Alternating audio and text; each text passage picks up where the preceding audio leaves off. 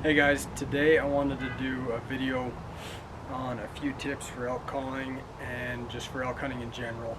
A lot of you guys have probably seen my elk video from last year when I shot my bull. That was just a general season unit. I actually called him in and another bull in that same day. Missed the big one, and then sorry about my neighbor. He's a little crazy. He'll just yell stuff. But, so if you hear somebody say, "Hey rabbit," that's him.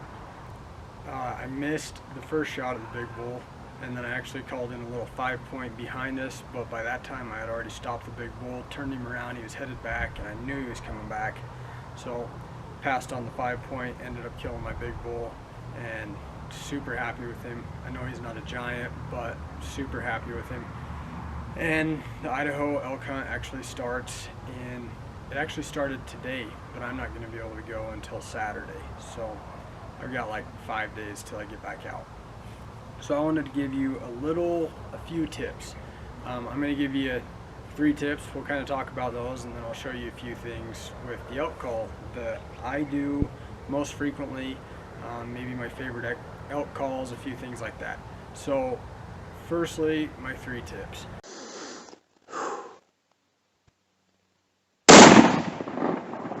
Thumped him. Yeah, Jack Miller name. It's not a bad buck. Smoked him. Good shot.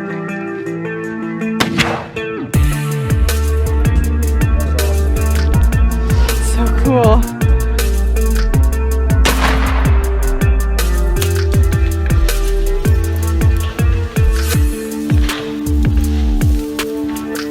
Oh yeah.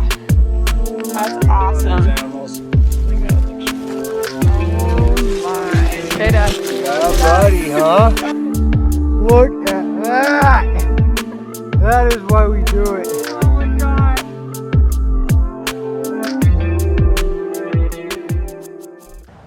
Number 1 is kind of lame, but just have fun. You know, if you're not having fun out there, you're not doing it right. If you're not enjoying it, do something different. There's multiple ways to kill an elk. You don't have to call elk. If you don't like calling, don't call. If you like sitting water, then sit water. If you like spot and stalk, then spot and stalk. Just have fun. You know, like if you're elk hunting, you should be having a good time. If you're not having a good time, then you're doing it wrong. You need to try something else. Number 2, be aggressive. Elk hunting is not deer hunting. They are 2 different species. They act completely different. You can hunt them completely different. By being aggressive, I mean be proactive. If you hear one bugle down in a canyon, don't sit there and just wait for it to come to you. You gotta cut that distance. If you can get 100 yards to that elk and start calling, or be calling while you're moving and get 100 yards from him, your chances of killing him just went way, way, way up. Don't be afraid to be noisy. Don't be afraid to rake. Don't be afraid to just be aggressive, you know? When I hunt elk, I am not quiet. I am running. I am like purposely kicking branches and breaking them. I'm purposely picking up branches and smashing them over trees, and then I'll let out a bugle, make them think that I'm an elk. You want them to think that you are an elk. Convince them that you are an elk. If they think you're an elk, you don't need to be quiet. You can run through the woods just like an elk would. You can smash trees and rake trees just like an elk would. You can step on branches and break branches just like an elk would. Just let them think that you're an elk. If you can convince them that you're an elk, you're golden. You're golden. And tip number 3 for me, sorry, there's a cat back there, and he has been driving me crazy. I think he's got babies in my yard somewhere. We kind of bought a fixer-upper, and it's got like wood everywhere. I think that cat's got kittens underneath one of these piles of wood. And tip number 3, beware of your scent. If you are always aware of the direction of the wind, you'll have a lot better chances than if you're not paying attention to it. I keep a little, it's called a windicator. Just blows a little bit of puffy, like powder stuff in the air, and it shows you what direction the wind's blowing. I keep one of those in my pocket at all times. I'm constantly checking the wind when I'm cutting distance on an elk, and if the wind changes, you need to back out, get out quick. And that is probably one of the most important tips. They can see you, and you can fool their eyes, you can fool their ears, but if they smell you, it's over. You might as well go. You can be a cruddy caller, and as long as they don't smell you, they might still come check it out. And you may move at the wrong time and they might see you, but as long as you stop and give it time to kind of calm down, they might keep coming. But the second they smell you, it's over. It's over. You're done. So be aware of your wind at all times. Now let's get into calling. This is the bugle tube I use. Rocky Mountain Hunting Calls bugle. I also use Rocky Mountain Hunting Calls calls. I'm not sponsored or affiliated with them in any way, but these are the calls that I recommend to everybody that asks. Those two calls right there. I think this one's called the Reaper and this one's called like Black Magic, I believe. I'm not 100% sure on that, so don't quote me on it, but I believe that's what they're called. They're the black and the blue one with the gold metal piece. The reason I like these, they're easy to learn with. So if you're starting to learn how to call elk, probably the biggest thing that I would recommend when learning to call elk is you need to learn how to control your reed. Think of this as like a musical instrument. You need to learn how to play the A note, the B note, the C note, the D note. You know, you need to learn how to play the notes. You need to learn how to control that reed. And by that, I mean when you want to go high, you need to be able to go high. When you want to go low, you need to be able to go low. You should be able to make this thing sound like a turkey, a dying rabbit, like a coyote pup, whatever. And I'll show you what I mean by that. These things are an instrument, and if you can learn how to play it, man, it'll rock your world what you can do. So this one, let's start with the Reaper. So this is the one I'll use. I'll put my black one down. This is the Reaper. What we're going to start with, the first thing that I would recommend practicing is learn how to go high to low, back to high to low, back to high. And as long as you can make those changes, you're going to be able to do most all elk calls. And by that, I mean start like a cow call. Cow call goes high to low. So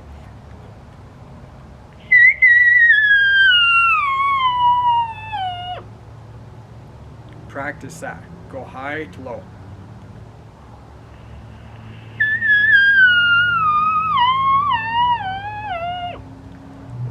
And then go the other way.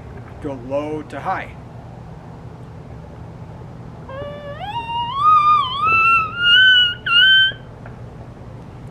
My hot tub just kicked on and you're sitting on it, so let me try to get it to stop.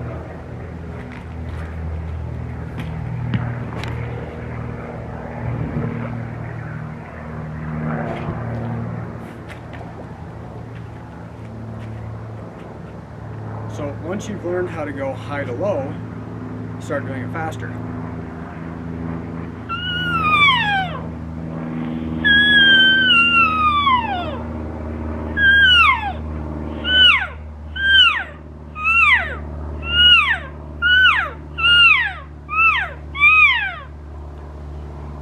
That's a cow call. Once you learn to go low to high, start doing it faster.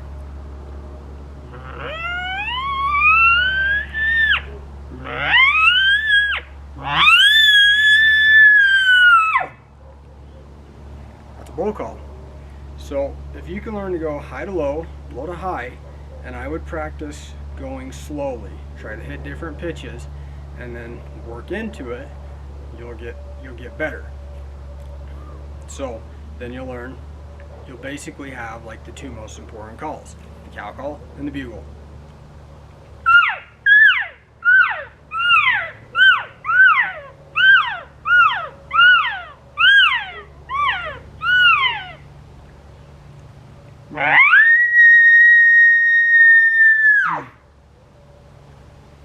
The next thing that I really want to focus on is location bugles.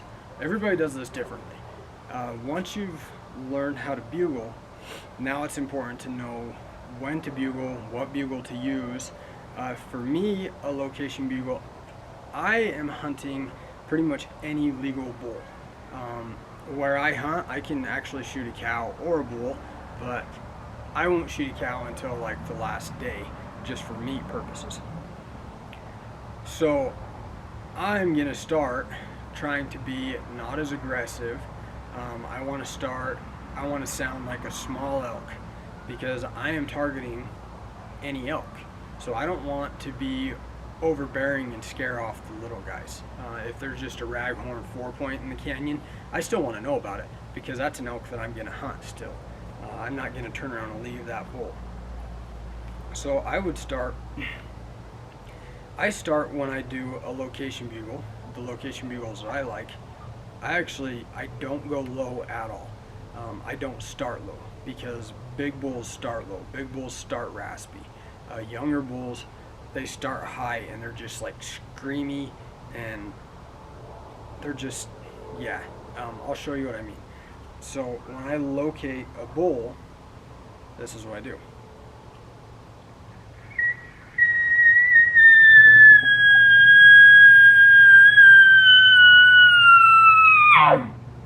Don't be judgmental over my house. We bought a fixer-upper for a reason.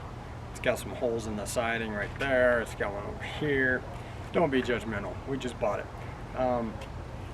Back to the elk calling. So, my location bugles, I don't want to be loud. I don't want to be aggressive. I'll do it one more time just because the hot tub kicked on, and I want you guys to hear what I mean. I am not aggressive. I am just high pitch. I am long. And just a little bit raspy. Not too raspy, just a little bit.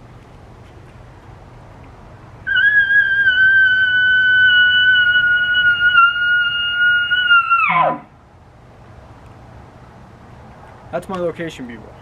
That's what I do. That's what I like. You can throw some chuckles on after that. So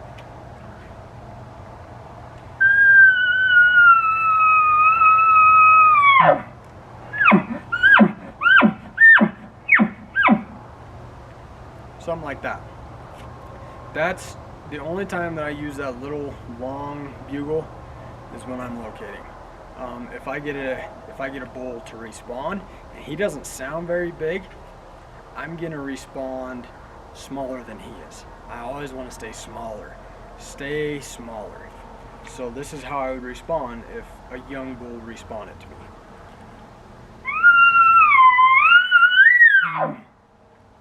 I throw a little bit of raspy on there, but I'm also fluctuating. Younger bulls don't really hold their pitch as well.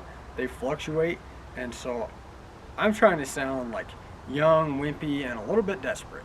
You know, I don't want to scare the medium-sized guy away. Now, if you're just targeting big bulls, you can raise that up a little bit. Be a little bit more aggressive. If you know that there's a big bull down in that canyon all alone, maybe you can do something like this instead. A little bit more raspy at the beginning, go high pitch, back to raspy. Another really important thing when you're calling elk is you need to understand what you're saying. There's somebody who talks about this really well. It's Elknut. If you don't have that app called Elknut, you should download it. I think it costs like $10, $11, but you will learn way over your money's worth of talking to elk. Elk have a language. Elk communicate. One bugle means one thing, another bugle means another thing. One cow call means one thing, one cow call means another thing. You need to be able to communicate with the elk. You shouldn't think of bugling and cow calling as like there's one option. Like a bugle is a bugle, a cow call is a cow call. That is not true. Where you place the raspiness means a ton. How raspy you are means a ton. How short that bugle is means a ton. I can't explain it as well as Elknut, so you should check out Elknut's app. It's pretty dang good, and he talks about what you're saying, when to use that bugle. It's worth, like I said, it's worth every penny. So check that out. Another thing that I recommend checking out that I'm going to talk about is a podcast. It's called Sharp Sticks. Sharp Sticks is like, I don't know, the title of the podcast, but you want to listen to episodes 3 and episodes 4. If you listen to both those episodes, you're going to learn a ton about communicating with elk, and it's going to completely change your thoughts and your mindset. Sorry, I kind of live like by terrible places. I live by an airport, I live by a road, so it's not the best place to do a video, but it is what it is. Yeah, listen to episodes 3 and 4. You're going to learn, it's going to completely change your mindset on how to call elk, and it's going to completely change how you act. It talks about how we need to, when we're hunting elk, you need to think of them as mammals who don't have, because we are mammals, humans are mammals, but we have religion, we have morals, we have like love towards family members, and we have different things that the most mammals don't really feel. Most mammals, they want 2 things. They want food and they want to procreate, we'll say, to keep it G-rated. So if you can think of it that way, food, meaning that hunting water or plots of land, places where you know they're going to feed, super smart. Or the second one, procreate, once again, we'll use that term. You want to make them think that you're the opposite sex, right? Because that's what they want. And so by that, but you got to take morals out of it. You can't think morals. You can't think, oh, that bull's already got a girlfriend, she's taken, I'm gonna move on. No, you got to take morals out of that. So by that, in Sharp Sticks, they kind of talk about this a little bit better. But by that, I mean, think of it this way. They talk about this in Sharp Sticks. If you're in a grocery store with your wife and you're on the opposite side of the grocery store and they call over the intercom and some guy's on the intercom and he is like, man, like my wife's name is Ashley. So if somebody called on the intercom and was like, man, Ashley is so good looking, she's gonna come home with me, I'm gonna take her out tonight, like something like that, man, I'm grabbing my wife and I'm getting out of there because some creep is talking about her. Yeah, but if I'm in an aisle picking something out and some dude walks up right next to me and my wife and says, man, she is smoking hot, she's coming home with me, man, I'm gonna deck that fool in the face, and so you gotta think that way. You want to get, if you've got a bull that's already got a cow with him that's in heat, that's a cow that he wants to be with, you've got to think, okay, so if I bugle 300 yards from this bull and I tell him, I'm going to take your woman, what's he going to do? He's just going to pick her up and run because he knows at that point he can probably outrun you. He's already 300 yards ahead of you. So if you get 50, 60 yards from that bull and his cow, and you let out a bugle that's saying, hey, I'm going to steal your girl, he's going to come fight you. And you need to be ready, because you bugle when you're in that zone, that close, he's going to be there 5, 10, 15 seconds. He'll be right on top of you. You'll get a 15, 20 yard shot. So you need to think, that's just an example. You need to listen to the Sharp Sticks podcast to learn more. It's seriously an awesome podcast. I don't know the guy in any way, but man, I stand behind that podcast a ton. Episodes 3 and 4. You will learn a ton. Oh, another thing that I just barely thought of, glunking. Glunking is a sound the elk make when they are, I'm trying to keep this G-rated. Glunking is the sound that elk make when they are in the process of procreating, we'll say. When they're doing the funky chicken. So if you've got a bull down in a canyon, or if you're this is how I got my bull to respawn last year. If you haven't watched that video, watch it right now. My wife and I had hunted I think it was like 1 or 2 o'clock at this point, and we had not heard a single bugle all day long. And so I walked over to the edge of a canyon, and I told my wife, I was like, I'm giving it one more shot, and then we're probably going to call it a day, because they're not talking today. So I walked over to the edge of the canyon, and I started glunking and just like little wimpy bugles, you know, trying to act like this bull was in the process of procreating. And by doing that, you're going to make any bull in that canyon jealous, because he knows the bull up there is getting what he wants, you know. So glunking is an awesome tool to get a response from elk that don't want to respond. So there's a couple ways to glunk. One, you can just pop the end of your tube.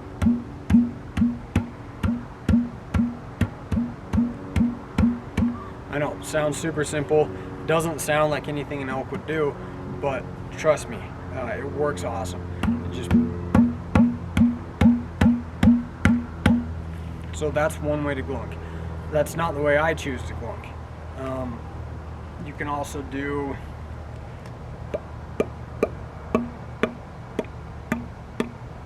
just pop your lips. You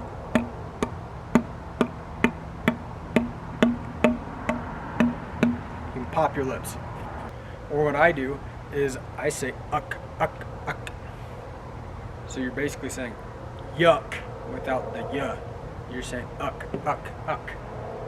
But I do it with my call in my mouth so that I can bugle in between. Uck, uck, uck, uck, uck. But doing the tube.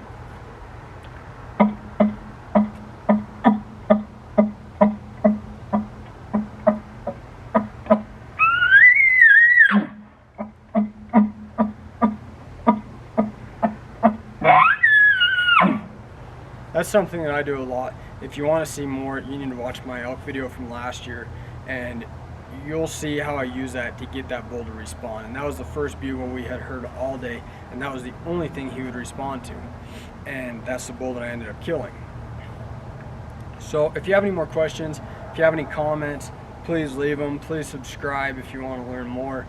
Like I said, we'll be elk hunting in 5 days. We'll be chasing them, and I'm pretty sure the rut's getting going. I saw 2 bulls fighting this weekend on the deer hunt.